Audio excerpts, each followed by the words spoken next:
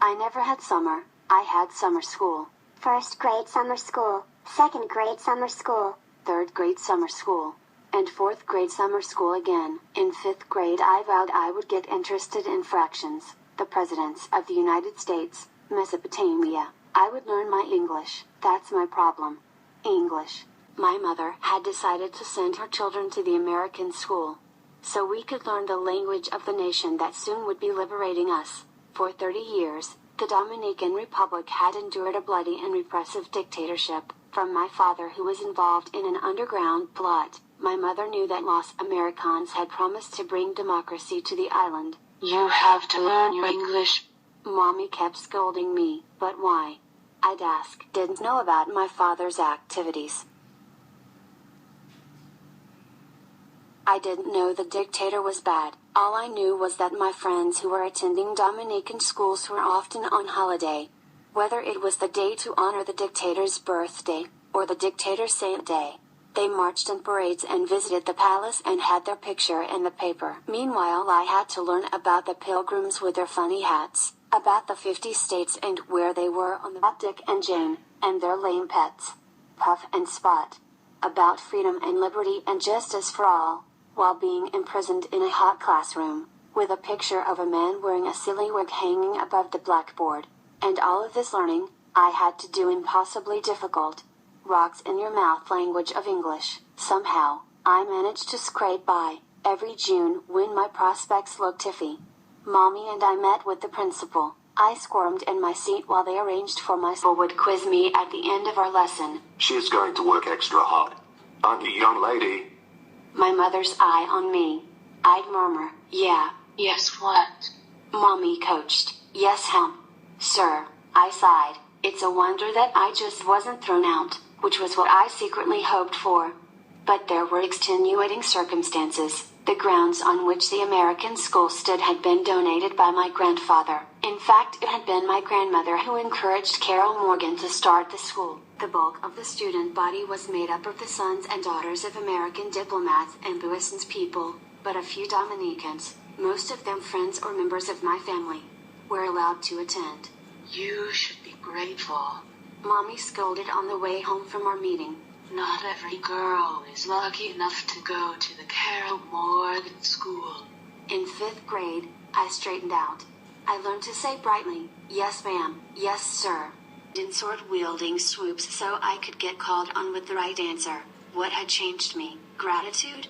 A realization of my own luckiness? No sir. The thought of a fun summer? Yes ma'am. I wanted to run with the pack of cousins and friends in the common yard that connected to all our properties, to go on the trampoline, and go off to La Playa, and get brown as a berry. I wanted to be free. The American principles finally had sunk. The summer of 1960 began in bliss. I finally had no summer school. Attitude much improved. English progressing nicely. Attentive and cooperative in classroom. I grinned, as Mommy read off the note accompanied my report card of B's, but the yard replete with cousins and friends that I had dreamed about all year was deserted. Family members were leaving for the United States, using whatever connections they could drum up. The plot had unraveled. Every day there were massive arrests. The United States had closed its embassy and was advising Americans to return home. My own parents were terrified.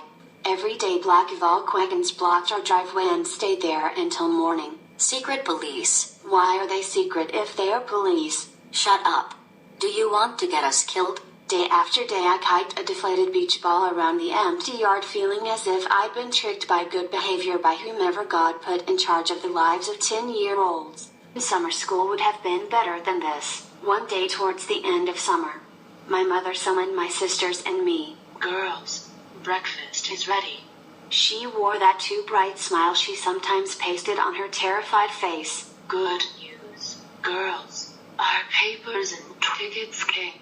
We're leaving for the United States. Our mouths dropped. We hadn't been told we were going on a trip anywhere, no less to someplace far away.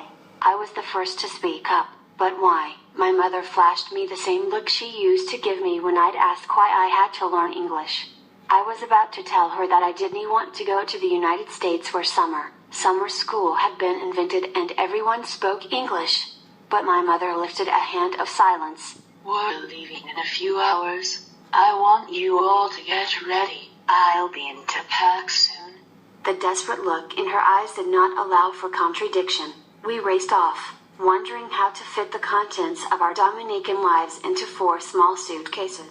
Flight was scheduled for that afternoon, but the airplane did not appear. The terminal filled with soldiers, wielding machine guns, checking papers, escorting passengers into a small interrogation room. Not everyone returned. I heard my mother whisper to my father, "It's a trap." This happened before, a cat and mouse game the dictator liked to play.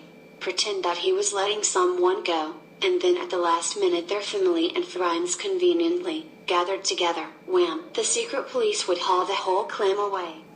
Of course, I didn't know that this was what my parents were dreading. But as the hours ticked away and afternoon turned into evening and evening turned into night and night into midnight with no plane in sight, a light came on in my head. If the light could be translated into words, instead they would say, freedom and liberty and justice for all. I knew that ours was not a trip, it was an escape. We had to go to the United States. The rest of the night was blur. It is one day into the next morning, a plane lands, lights flashing on the runway, climbing up the stairs. An American lady wearing a cap welcomes us. We sit down ready to depart, but suddenly soldiers came on board. They go seat by seat, looking at our faces. Finally they leave, and with a powerful roar, we lift off and I fall asleep. Next morning, we are standing in a large echoing hall, as a stern American official reviews our documents. I am holding my breath. My parents' terror becomes mine. Are you girls ready for school? I swear he is looking at me. Yes, sir. The man smiles and hands the stamped paper to my father. Welcome to the United States.